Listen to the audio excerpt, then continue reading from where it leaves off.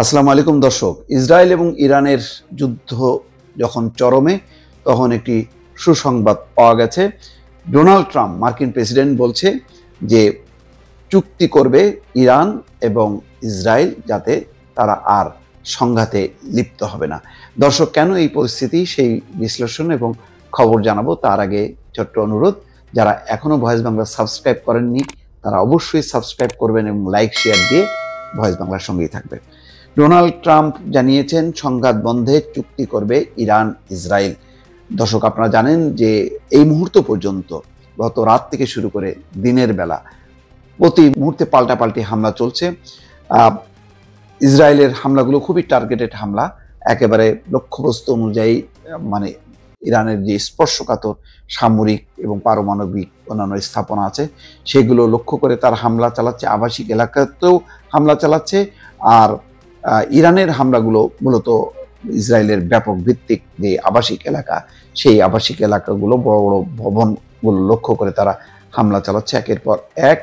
যখন চরম যুদ্ধ চরমে, তখন ডোনাল্ড ট্রাম্প বলছেন সংঘাত বন্ধে চুক্তি করবে।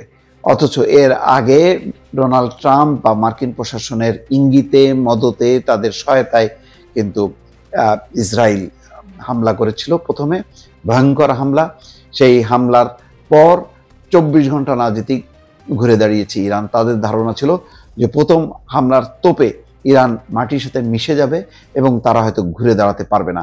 কিন্তু যখন তারা ঘুরে দাঁড়িয়ে পাল্টা ছোবল মারল, তখনই হুঁশ ফিরল ডোনাল্ড ট্রাম্পের, এবং তারা বলছে যে ইসরায়েলের দিকে হামলা করবা না, আমাদের দিকেও না, যদি করো চরম পরিণতি হবে। এই সমস্ত কথা বলার পর ইতিমধ্যে যখন নাকি বিশ্বের বিভিন্ন দেশ মনে করছে যে পরমাণু শক্তিধর দুই দেশ সংঘাতে লিপ্ত হতে হতে যদি পরমাণু যুদ্ধে লিপ্ত হয়ে যায় তাহলে মহা সর্বনাশ ঘটবে, এখন ডোনাল্ড ট্রাম্প বলছে যে দুই পক্ষ অর্থাৎ ইরান ইসরায়েল তারা চুক্তি করবে।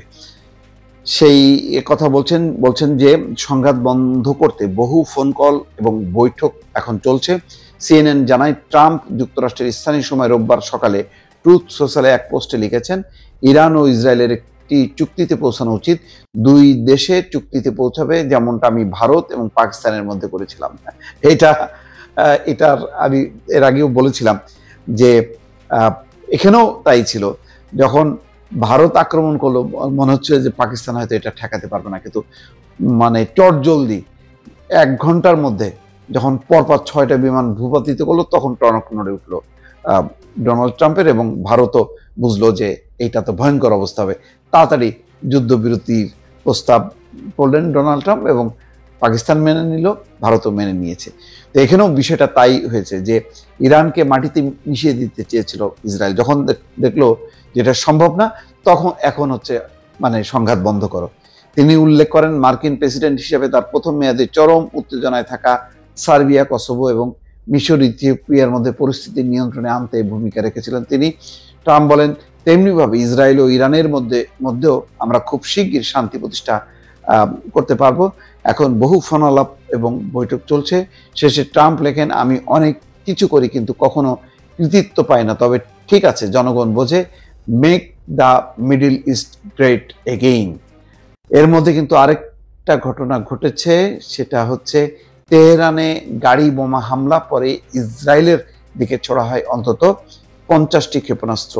এখানে বলা হচ্ছে, ইরানের রাষ্ট্রীয় সংবাদ সংস্থা IRN এর বরাত দিয়ে আল জাজিরা জানিয়েছে, তেহরানে একাধিক গাড়ি বোমার বিস্ফোরণ ঘটিয়েছে ইসরায়েল সম্পৃক্ত নাশকতাকারীরা।